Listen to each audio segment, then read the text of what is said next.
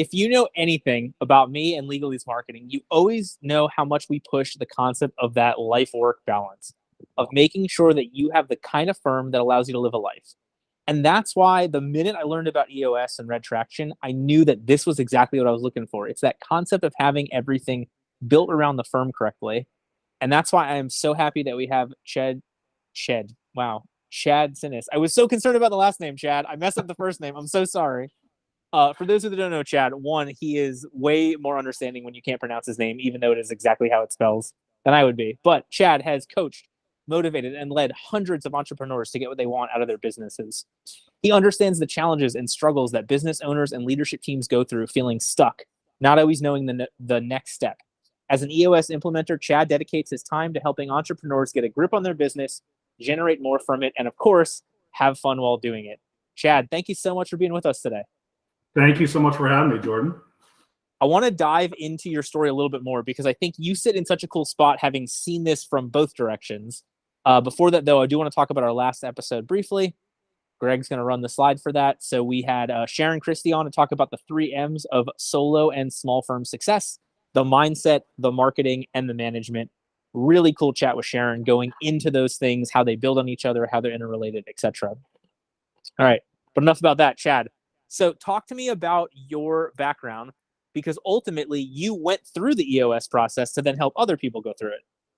I did, yeah. So I'm going to go even a little bit further back, right? So throughout my professional career, I've worked for big companies. I've worked for small companies. I've been in the corporate America. I've worked for the entrepreneurial companies. I always gravitated back to the entrepreneurial company.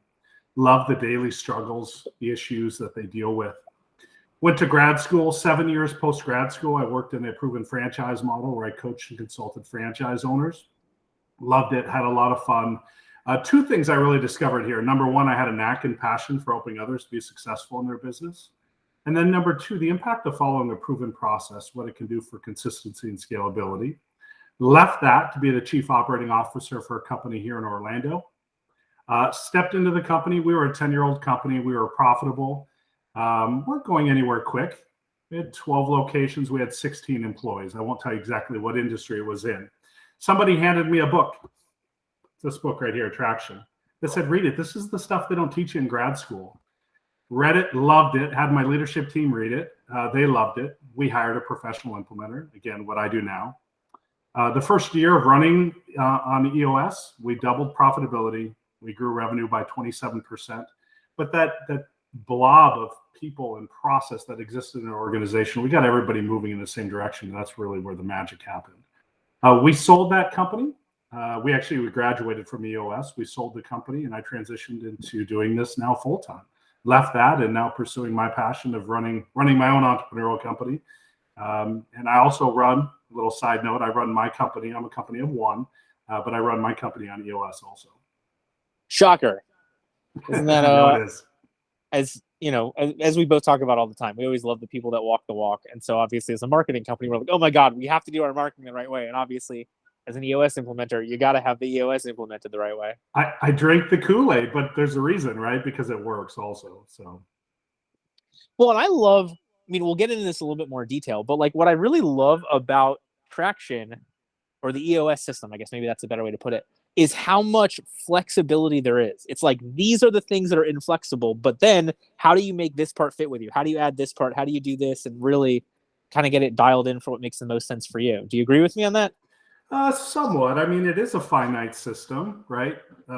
It's interesting when Gino Wickman is the author of the book. When he originally came up with it, he said all companies deal with the same 146 issues. That if you can boil them down, we can put them into one of 6 key categories. So we call EOS the journey of strengthening the 6 key categories that exist in any business. Now, I get it, primarily law firms, but it works on any business. Well, but I just mean, yes, I totally agree with you. But what I mean is, like, it's not like, okay, when you are a $500,000 a year firm, you need to have this sort of marketing plan. And then at $1 million, you move to this and then this. It's like, all right, set that 10-year, the 3-year, the 1 year, set the 30, set the rocks for the quarters. And like, so no matter how large you are, you really still have that same focus. You can just tackle bigger tasks. You can get them accomplished quicker. You can put more money into some of the different things. You can put more effort with people, etc. You're not like completely changing your organizational structure every step. You're just adding like a new level or adding those people in. Spot on. Yeah, it helps for scaling, right? So, granted, there's a lot of key components, but what you just said there, we start with that long-term goal, right? We call it the 10-year target. It doesn't have to be 10 years, 5 to 30 years. Jim Collins, if you've ever read any of his stuff, he calls it the BHAG, the big, hairy, audacious goal. And we tell our owners, go big, right? Because be careful what you wish for. So we set that long-term goal, that big thing out there, and then we take it into bite-sized pieces. We take it into a 3-year picture. What does this company look like 3 years from now? Drop it down to that 1 year, and then drop it down to the rocks, the quarterly rocks, and just get better. Because if you hit your rocks, right, and even going further, let's hit our week, right? So you hit your week, you win 13 weeks. You hit your quarter, you probably hit your rocks. You hit 4 rocks, you hit your 1-year plan. You hit 3 1-year plans, your 3-year picture, 3 3-year pictures. We hit our 10-year target. So it all just flows together all the way down to the weekly up to 10 years. So from the law firm perspective, I know you mentioned that a little bit. Like, are there any specific tweaks that you find law firms making this more consistently, or really it is that kind of business by business decision? Yeah, so there's no tweaks to it. The honest truth is you have to ask lawyers, do you want to run it like a lawyer or do you want to run it like a business? And I think that's the clear separation from it. So everything that we do in EOS, we're focused on the business. Well, practicing law, you're in your business, right? You're doing various things, but let's take a step back, get above the business, and make business decisions. So it'll work for lawyers, absolutely. Where it won't work, I'll be honest with you, is in large firms or firms that say, no, we've got 6 people and all 6 people are in charge. You've got to have a basic structure. EOS will not work if you've got 6 people in charge. You must have one person that's going to take accountability for each one of the major functions in the organization. Well, and to me, I get what you're saying, and I can imagine so many specific firms. It's always like, I remember taking, I was a camp counselor when I was in high school, and they had the CPR course, and they're like, the first rule of CPR is you tell one person to go call 911. You don't yell it out in the crowd. You have one, like, you are the person, go call 911, get the ambulance over here. Because if you do it that way, they do it. If you do the, like, hey, somebody call 911, no one does it because everyone thinks somebody else is doing it. And I think that's what, at least from some of the, larger partnership firms that I've seen, that becomes their issue. Well, it's the theory that if there's 6 people in charge, nobody's in charge. Right. Right. So we assign accountability. Each person plays their role. Sometimes that role maybe isn't leading the company. Maybe it's in a different role within the company. So yeah, I mean, and I just pull that into the legal side, right? Because EOS works awesome in law firms. I've got in my relationship with you, I'm going down a law path. I've got a number of clients that are lawyers, and it works awesome. Well, and it's interesting because I know, like, obviously Traction talks about that visionary, you got the integrator, you got the leadership team, but from a financial compensation structure, it doesn't say the visionary has to be making all the money or be the only owner or whatever.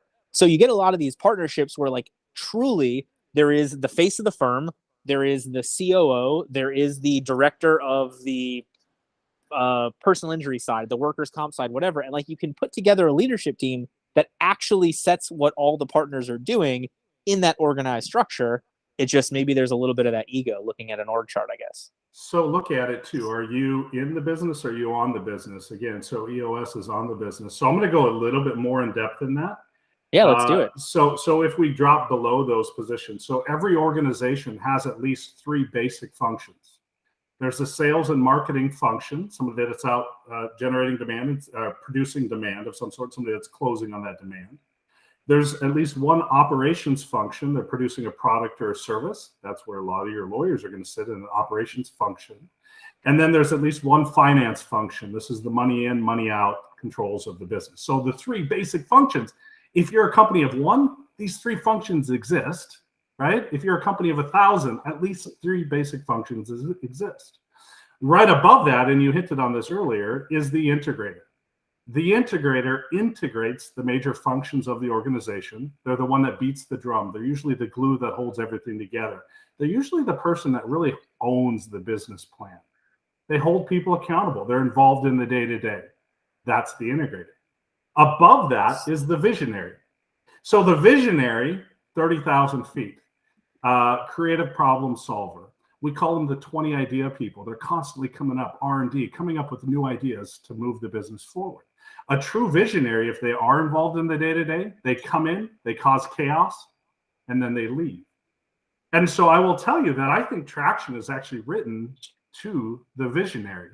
Let go of the vine, get out of the way, get the right people in the right places, get the process in place, get the right fundamentals in your business, get out of the way, watch the business flourish. So companies have at least those 5 basic functions, and that's all companies. Well, and I think so many, look, from a law firm perspective, being in the fulfillment side, being in that, what you actually, the service you actually provide, they're like, oh, well, but we have different areas of law and we have this. Great. Like, then you just split up that section into the segments that you have. Like, that's the easy part. I think a lot of times we struggle as lawyers on that true business sense, the supporting the fulfillment of the legal work. Yeah. Well, I mean, we're taught, and you're taught this in law school too, also take control, right? Own it, own what you're doing. And your role, and you mentioned compensation earlier, I didn't mention that. Within this structure, it's not always the person at the top that makes the most amount of money, right? It's the person that's producing the most or generating the most typically makes the most amount of money that in firms and in organizations. But most of the legal side of what you do would fall under that operations, that center seat. Would fall somewhere within the operations, but you still need somebody out, as you know, from the marketing side. You need the marketing seat or sales seat filled, and then you've got to have the financial controls within the organization also.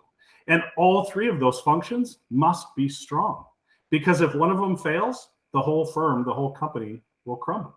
All 3 of those basic functions must be strong in every organization. And obviously, I'm biased because I run a PI firm also, but to me, it makes so much sense because, most areas of law, like, okay, the client hires you and they're paying money or they're putting in the retainer. PI, it's not paid until the end. So it's really interesting because it's like, all right, the sales and marketing got them in. Now the fulfillment side gets them resolved. And now we get paid. The financial side now is looking at, what we're doing with the money that we're paid. And so it's interesting to really have to walk a case through the projected, okay, hired today, we project it to resolve in 8 months and 12 months and 16 months, whatever that looks like. And it makes it really interesting to split that up into 3 different departments because of the 3 different stages of the case, the client, the money. Mm-hmm. And it's perfect in that situation. I'll always challenge you to go back one further back before that sales and marketing. What's that number? And then to take it one number back before that, what's that number? Because you're not going to close, or you're not, so again, you're looking at the financial side, which we're going to say that's the revenue side. And then you went to the operation side, you went to the sales and marketing side.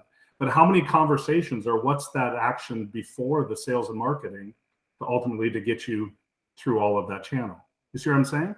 You mean in terms of generating leads to consults to clients, that whole process? Yes. So Gotcha. in your PI example, what would be the number before the marketing leads or the marketing number that came in? Or this, okay, so I just gave it to you there. Before the sales number would be marketing leads because you don't close everything else. What's the number before that? It's impressions on ads, it's number of lunches, it's referral source check-ins, it's newsletters sent out, it's all the leading indicators that lead to the lagging stuff of clients calling and hiring. And those are the things that you should be tracking in your company. What are all those early steps that lead to the ultimate results? As business owners, we want to track the results. The results is the revenue, the number of clients, right? We want to track that. But what are all of those things that lead up to that? That's what's important. Increase those, and everything else will flow to the end result. Well, and especially when you're talking about not getting paid for years on cases, it's like, all right, I need to go to lunch today to build this relationship, to generate a lead in 8 months, to get a client to call 30 days after that, to get them to hire, to put it through the 2 years, to get paid. It's crazy to have to look at the time component of all these things. And I think so many law firms get stuck on, I want to be $1 million firm tomorrow, as opposed to, no, I need to take these steps now and double down on these things to build that growth, to get to that next step, to step up, et cetera. Spot on. Yep. Absolutely. And it doesn't happen overnight. As you know, it takes a while to build a practice, build a firm. So along those lines, look, you sit in an interesting spot, having seen this at multiple companies, law firms, non-law firms, having been through it. what do you find to be the most common problems that lead people to ready to commit to EOS, and then the most common problems people have while implementing EOS? Yeah. So that's two major different things, right? So usually, clients that find me, they either read the book, but a lot of times it's people they've hit a plateau, they've hit a ceiling, they've gotten so far in their business, and they need something to break through.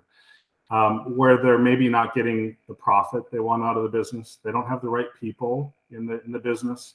They don't have the process in the business. So it's a number of things. But it's not always struggling firms or struggling companies. Sometimes it's people just want more. They want a better way of doing it. This is a proven system. There's currently about 15,000 companies that are running on EOS that we have implemented. And I say we, I told you earlier, I run my individual practice. There's about 450 of me that do this globally. And we've implemented this. And I say 15,000. I think the actual number right now is right around 13,000, 13,500, something like that. With that, though, there's about 200,000 companies that are running on some various level of EOS. We know that through interactions with our website, tools being downloaded, number of books sold, right? So there's a number of different reasons why people get into EOS, but a lot of times it's just they want more. Some of the struggles that people have with EOS, they read the book, they fall in love with it, and in the book, we actually recommending self-implementation. It's kind of weird, right? We recommend, go try, do it, right? There's no theory. These are simple tools. They've been around for 100 years. They'll be around for 1,000 more. Go try, go do it. People will grab onto one or two of the tools, and then all of a sudden they believe they're running on EOS. We kind of call that EOS light. They get a little bit of the taste. It is difficult to fully implement EOS without the use of an implementer. Can it be done? Absolutely. And I've seen it done, and I celebrate and I congratulate those people. That's awesome. But the simple truth is it's not easy. Even though they're simple tools, it's not simple to implement in your business. So most people get stuck. It kind of becomes the flavor of the month, and then they lose track and they lose focus, and then the whole thing crumbles and they go back to the way they used to run it. Well, and the funny thing for me is, and maybe other firms do it differently, but like for me, when I read the book, I try to self-implement some of the stuff. And it was funny because everything that I had the time and energy to self-implement, I was like, oh, well, now that's not a problem anymore. Like it solved that one, but it's like, all right, well, now I need to get to the next part. And so like, it was funny to kind of track traction in terms of where it was effective and what the next thing was. And I know even in the end of the book, I guess they talk about if you're going to do this, this is the order that makes the most sense, which it did, or it does. It does. Yes, they do give that order. There's a little bit of a secret sauce if you hire an implementer, if you hire one of us. And I'll be honest with you, Jordan. I mean, I'm not your implementer, right? But when I first met you, I was blown away because you did read the book and you got most of the way there. Now, could it be better? Absolutely. Is it worth hiring me? Probably not. But you were doing a lot of the things already. And I'm going to say, because I've told this story before, FYI, Jordan works his butt off, right? But Jordan's also, you're living your life, which I love. Your business is not running you. You are running your business. And there are so many people that lose track of that. And I was blown away because usually that's like year 5 for my clients. You know, that's where they want to get to. And you were there already. Well, today's Monday. So we had our modified level 10 EOS meeting this morning. Got to see all the scorecards right there. It made it a lot easier for me to be hanging out with the beach and doing our video this afternoon instead of freaking out about, numbers. That's it. Yeah. It gave you a pulse, right? Did I win the week? Did I not win the week? Can I step away and just by looking at these simple numbers, go, did we have a good week last week? Okay, great. I don't need to get more involved in the business. Or did we not? Hey, I've got to get more involved in the business. I mean, the only problem for me is I am totally the person who goes in and wrecks things. So it's like, how do we fix this without me getting more involved and destroying it so much worse? That is absolutely my cross to bear. True visionary right there, right? Coming in and causing chaos.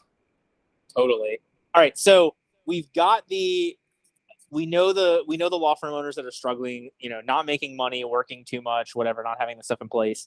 And then we've got kind of the dabble of implementing. So talk to me about either like the benefit, like the best parts about bringing an implementer like you, or the end result of what traction looks like when it's, I don't ever want to say it's finished because I think we're always looking for progress, but when you know that you are on the right journey? Yeah. So, the one thing, and I'll state it, I don't sell EOS, right? I'm selling myself. EOS is there. You can get it from the book, right? So if you hire an implementer, really the benefit is it becomes, you'll get it implemented quicker and it becomes stickier because the implementer takes some of that accountability to get it implemented in the organization. Now, we don't do it, right? I tell my clients, you guys have the difficult job. I've really got the easy job.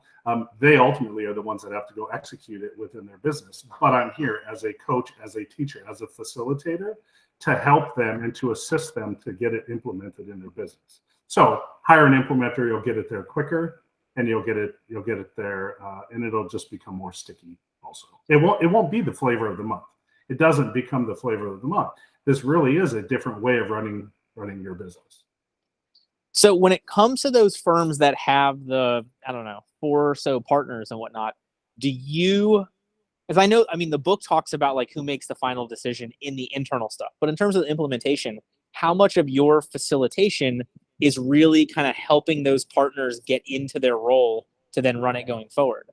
Yeah, so that's actually the very first step that we do. We introduce the accountability chart, which looks like an organizational chart. However, organizational charts bring, typically there's job titles. We eliminate job titles and we give you a function.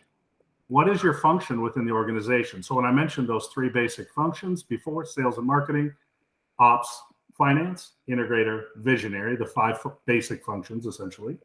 The first step, the first exercise we do is we go with that accountability chart. We become crystal clear. So we get the function. What should this firm look like? We then describe and list the 5 roles for each one of those functions. What are they accountable for in that organization? We become crystal clear. Who's accountable for what? And then only then we've got function, then we got roles, then we put names and seats. And so it's interesting, as an implementer, what we do is we, typically, so I'm meeting offsite, right? It's a full day session, typically teams of 3 to 10-ish, okay? So they meet with me and we go right to the danger right on day 1. And there are times, if there's 6 people in there, by the end of this exercise, there might only be 4 or 5 seats. There might be somebody that's left off the accountability chart. Not to say they're not important, right? It's just they did not make the final cut. But we go to that right on day 1, introduce the accountability chart, function, roles, butts, and seats. When you say don't make the cut, like don't make the cut onto the leadership team or don't make the cut staying in the business, or either? On the leadership team. Gotcha. So, okay. And it's on the leadership team. Yeah, we rarely make those difficult decisions and say, yeah, fire this person. That doesn't happen. The purpose of the accountability chart is really to determine right seats. So we talk a lot about right people and right seats. It was coined in Jim Collins in his writings, Built to Last, and then further into Good to Great, if you've ever read any of those, where he says you've got to get the right people on the bus. The bus is your business. You got to get the wrong people off the bus. Once you get them on the bus, you got to get them in the right seats before you can drive the bus. The problem in his writings, he doesn't tell you how. And so Gino says, okay, to get the right people, this is how we get the right people. We do it off of core values. To get the right seats, there's actually 2 tools we use. One, the accountability chart, which I've talked a lot about. Difficult to explain without showing it. I get that. And then also, we introduce another concept called GWC. I'm not going to get into GWC right now, but you've got to have the right people and you got to have them in the right seats. So when we go through that exercise, when we talk about seats, there are times where they just fall lower down in the organization. And that's fine, because we're still going to define their 5 roles and what they do to add value to that firm. It just maybe is not in setting the direction on the leadership team of the organization. And for that growth-minded firm, I think the biggest thing for me that I liked is you can put people into multiple seats. You can put one person into multiple different seats. You can't put multiple people into the same seat. And so for a lot of these firms that are on this path, you as the owner are in like 3 or 4 different seats, but it makes it really easy for you to see what's the first job that you are onboarding, like who's taking which seat off of you in what order. I think that becomes really effective. Bingo. I love it when you said that, right? So you can sit in multiple seats, but you can't have two people sitting in the same seat. That same idea of two people are in charge, nobody's in charge. And what better way to know what to delegate, what to bring on is if you're sitting in three seats. Listen, the honest truth is if you're sitting in three seats, you can't be everything. You can't be the head chef and the head bottle washer. It does not work. You cannot, to grow, you cannot continue to sit in multiple seats. Now, sometimes you just have to, right? As you're growing, you might have to sit in multiple seats, but spot on. It'll show you exactly your opportunity and what you should be hiring for and what seats you should be filling to remove yourself from those seats. And it also helps the other. I mean, I don't know if this is for every industry. Please let me know if it is. What I hear from law firm owners all the time, I have this person, they're my best paralegal, so I'm going to make them into my intake specialist. And I'm always like, all right, why? What makes them a good paralegal? Their attention to detail. They really dot all their I's and cross their T's. Okay. So from a sales perspective, when they're trying to build a relationship with potential clients about your firm, do you want them to be dotting the I's and crossing the T's, or do you want them to be emotional and building a relationship? The second one. All right. And how are they at that? Terrible. Great. So please don't lose your best paralegal to make your worst intake specialist because you think it's a promotion. You think it's a better job. And I think that, right person in right seat becomes so awesome from that standpoint. Yeah, there's we've been taught that the higher up on that organizational chart, we call it the accountability chart, but on the organization, the more money you get made. And I say, no, that's a misnomer. It depends on how much value you're adding. So when we talk about right seats, I mentioned GWC earlier, and I said I wasn't going to get into it, but GWC, very simple, gets it. Do they get it? This is aptitude. Do they get the 5 roles that we've listed for that seat? Do they honestly get it? Do they want it? As in, do they wake up in the morning and go, this is what I was genetically encoded to do? And then the C is, do they have the capacity to do the job well? This is the training, the knowledge, the education. And the one thing for you to sit in that seat, it's got to be a yes for each one of those. You got to get it, you got to want it, and you got to have the capacity to do it. Only then do we actually say, then, yes, you should be in that seat. But spot on. So many people do that. They take their best employee and then try to promote them up into the wrong seat, and then that good person leaves. It's the worst thing that can happen. And from that smaller law firm perspective, from capacity, I always also talk about the hours every week that job takes. Like, you can't put one person into 2 30-hour-a-week spots that may be 2 part-time positions. It may not be one full-time position from a capacity standpoint. And it just screams. So when I talked about all of those functions, at least the basic functions must be strong. That'll happen. If you've got the same person sitting in multiple seats, one of those usually fails. And then at that point, the whole firm, and I say fail, right? I mean, maybe we don't grow as fast, or maybe we're not as successful as we are, or maybe, instead of getting something done in 2 days, it takes us 2 weeks to get it done. It's not operating efficiently. But spot on, Jordan. Yep. Love it. So how does somebody know that they are the right fit for Traction? I mean, I know we talked about some of the problems, but you're running it as a team of one. So if it's a true solo, I mean, is it something that's worth their time? Is it when they're starting to expand that it's worth their time? Is it what's that impetus moment? Yep. So 2 different things there, right? Because there's EOS and the book Traction. Anybody can read it. And I say anybody, if you own a business, if you're an entrepreneur, definitely read the book. The book changed my life, right? In multiple ways. Obviously, I do it for a profession, but it changed it. So that solopreneur, by all means, read the book. There'll be something that you'll get from it. If you hire an implementer, so my target, publicly held, growth-oriented companies. That growth-oriented is big. Companies that are willing to be open and honest and vulnerable, 10 to 250 employees. That's my target. Now, I've got clients that I work with that are smaller than 10. That's okay. I've got clients that are bigger than 250. That's okay. But that's really my sweet spot. That's really my target. Because once you've hit 10 employees, you kind of broken through that first ceiling. You've gotten to a certain point in your business, not all businesses, but most businesses. You've gotten to that point where you're there, right? And then maybe you need something to take you to that next step. So to answer your question, will it work for solopreneurs? Absolutely. Would I hire an implementer? No. Nope. But here's the cool thing, right? And I tell people this all the time. I help self-implementing companies all the time. Maybe a little bit different than legal, right? But the honest truth is, if you book an hour of my time, I'm going to give you an hour of my time. You may never be a client of mine, and that is perfectly okay. I will help you beyond belief. Obviously, it's got to fit within my schedule. But I help self-implementing companies, whether they're a company of one, whether they're a company of 100. I help them for free all the time. Now, granted, I'd love if you hired me and we did it in full days. But if you want to chit chat, you want to talk for 30 minutes because you got an issue, reach out to me. I'd love to talk. And I will tell you, I'll tell everybody else about you. Chad has a really good ability to give you like both high level feedback and a very specific, like, I think if you change this word that way or change this sentence, that would make this, impact your client a lot more or be a lot smoother or whatever it was. So it is, you have a very good eye for the big picture and also the minutia, which I guess is probably helpful from being the implementer. Yeah, very good. And it's a fine line. The one thing is implementers we're not consultants. So I tell people this: I'm not an expert in law. I'm not an expert in your business, in your industry. And so we kind of skirt that line. I don't tell them what to do, but sometimes I maybe know the direction they should go. So sometimes it's maybe steer it a little bit, but ultimately we always say the answer is usually in the room. 90% of the time they have the answer. So we just kind of deflect and get the people, my clients anyways, try to get them to come up with the idea. Because then it's not Chad's idea. It's not a consultant telling them what to do. They do it. It's their idea all of a sudden. And the simple truth is most people know. They kind of know the direction they need to be going. So sometimes it's just steering them a little bit.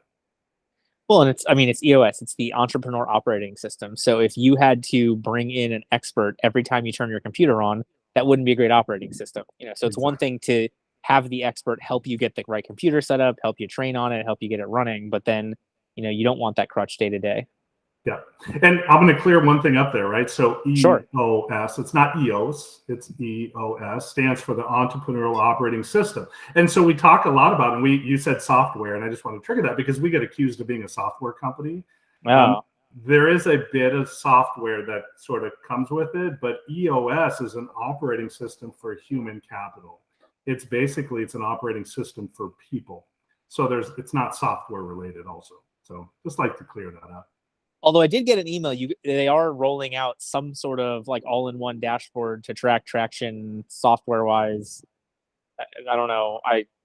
You know what I'm talking about? I do, yeah. So, okay. So I mentioned there's a little software piece. There's currently 2 pieces of software that is licensed that are third party that we have our clients run on. Right, it stores all of your tools, it runs your meeting, and it just kind of keeps all your EOS stuff together. EOS Worldwide, the parent company, is releasing a new piece of software called EOS One, which brings all of that. It's essentially the same thing. They're just bringing it in-house now. Gotcha. Okay. Yeah, I was going to call it the Power of One, but that's BNI. Yeah, and FYI, it's free. It's free right now. They're still in beta testing, so it's free.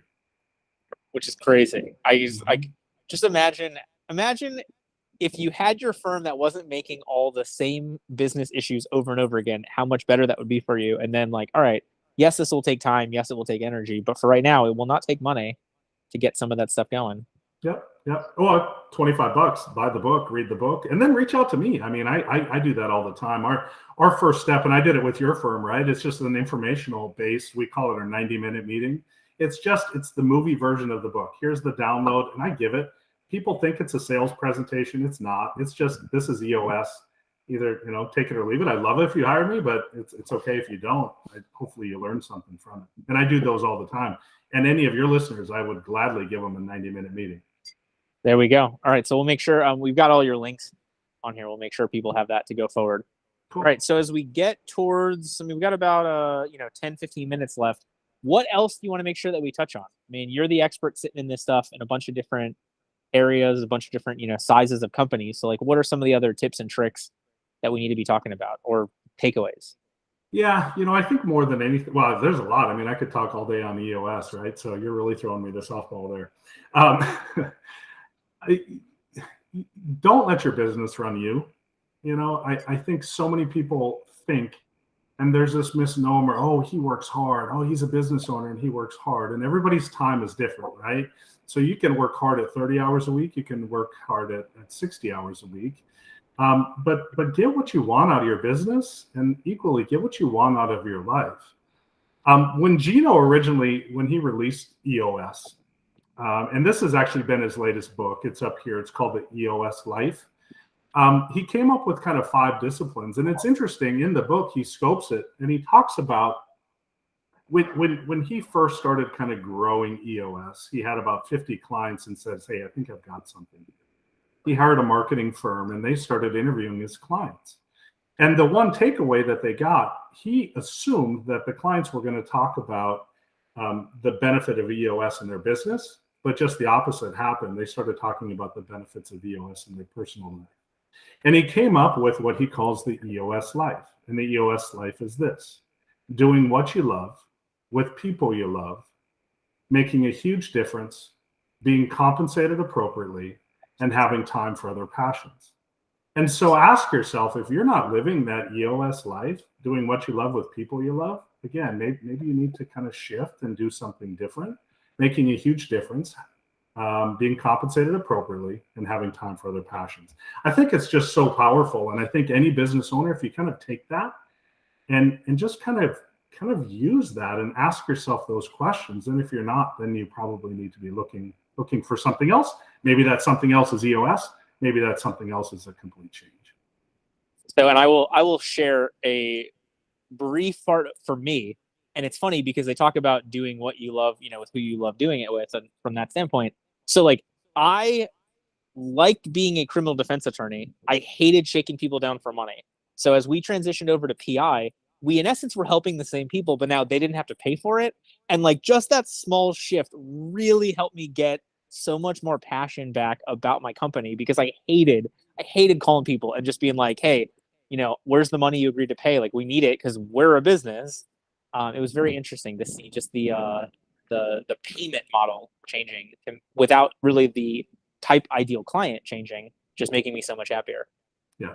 Oh, spot on. And if it's sucking your energy, then yeah, I mean, you're not happy. Nobody's happy. The business probably isn't flourishing. The other thing, and can I mention the other book, Jordan? Yeah, absolutely. Yeah. So there was another book written by Mike Morris. Mike Morris is a PI attorney up in Michigan. I don't know Mike. I've only read the book, right? But he implemented EOS a number of years ago, and Gino was his implementer. So it was early on in Gino's career. And the book is actually really good. Standalone, read the book. I definitely read Traction, but if you want to go the Fireproof, you can read Fireproof also. Fireproof is his book. Give him a little tag here. Here's the big takeaway from the book. He can predict revenue within 0.1% annually, which is just mind-boggling. Talk about long-term predicting. That is just absolutely fascinating, especially in a PI firm, because think about all the accidents, the slip and falls, all the PI stuff that needs to happen to be able to predict your revenue within 0.1% annually. He is just that dialed into his business. And he will tell you, because I got this from the book, the key to his success was the integrator seat. It was getting the right person in the right seat specifically for him. It was in the integrator seat. Yeah, totally. Well, and then it's like I'd be curious to see the COVID update, because it's just so funny to me when it's like, well, now your court dates are 2 years later than they normally were. No, but it's true. Like, and the more you have a lot of the right foundational pieces in place like this, the easier it is to build off of that. Whether that's a slightly different marketing take, whether that's bringing in more people to help you, whether that's freeing up more of your time, but like it all comes back to having that strong foundation. And I think that's really what you're getting at here from the EOS stuff. It is. Yep. So it's having the tools. We call them the 5 foundational tools. One of those tools is a vision. It's a 2-page document, or we call it a vision traction organizer. And it's just getting the entire organization aligned around that plan, which is fascinating, right? Because you could have one idea. Your marketing person could have another idea. Your ops person could have another idea. It's bringing that all together into a common vision, and then getting the entire organization moving towards that vision, telling them, isn't that amazing? Telling them what our vision is to our organization. And once that comes together and you've already got the tools in place, that's where the magic happens in EOS. And we see it. We see it with our clients. There's just a light bulb. There's just a switch that gets turned on. And it's a magical moment. It is. Not every client hits it. But I guarantee you, every client that we work with gains traction. And if they don't keep us employed, which is weird. We tell our clients that if this isn't working, stop paying us. Don't keep doing it. And it's weird because there's a lot of other consultants that would probably tell you the opposite. We don't. We're like, if it's not working, don't do it. Well, and it's, you touch on that point, and like the two things that triggers for me is, one, he talks in the book about like just calling things the same thing. And it's probably more across departments. A smaller firm may not be as huge of a deal, but it's really interesting to like save the time of what are we talking about when we say our level 10 meeting? What are we talking about when we say rocks? What are we talking about? Like just those little things to get everybody there. But then also, as much as you think you are the lawyer, that you are the one in charge, that you are the business owner, you would be so surprised to see the amazing things that come out of your staff when they get the larger picture. Like just having that meeting about the vision, suddenly like my staff generates a lot more business because they understand what we're going for. They understand what we do. They understand our unique selling propositions. They understand, so much more about it. And that was not what I expected to get out of it, but I'll take it. Love it. No, I love it. It going back to what you say, calling the, everything, just using a common language. Are they clients? Are they guests? Are they customers? And so you hear that in a number of different firms, and then they have specific things to their business. Just call it the exact same thing, and it just creates clarity. And I think roundabout we all kind of know, but it just creates clarity. And like you said, it ultimately saves time. That's the other big takeaway. But getting people aligned around that vision, it's tough. It doesn't happen overnight. The other thing, and I think Jordan, I maybe mentioned this to you earlier, we talk about like parenting and leadership kind of together. And so in good leadership and in good parenting, there's really three disciplines. The first is repeat yourself often, right? Be consistent. It's proven that people need to hear something 7 times to understand it for the first time. And I've heard on the marketing side, like 12 times, right? But if you're calling it different things and trying to get people aligned around that vision, you got to tell them. And you got to continue to tell them that vision, because that first time they're not going to get it. That second time they're not going to get it. By that third or fourth time, you're almost over the hump, but you still got 3 more times to tell them. You just got to be consistent and tell them. The other 2 disciplines, just because I mentioned them. So one is repeat yourself often. The other one is a handful of rules.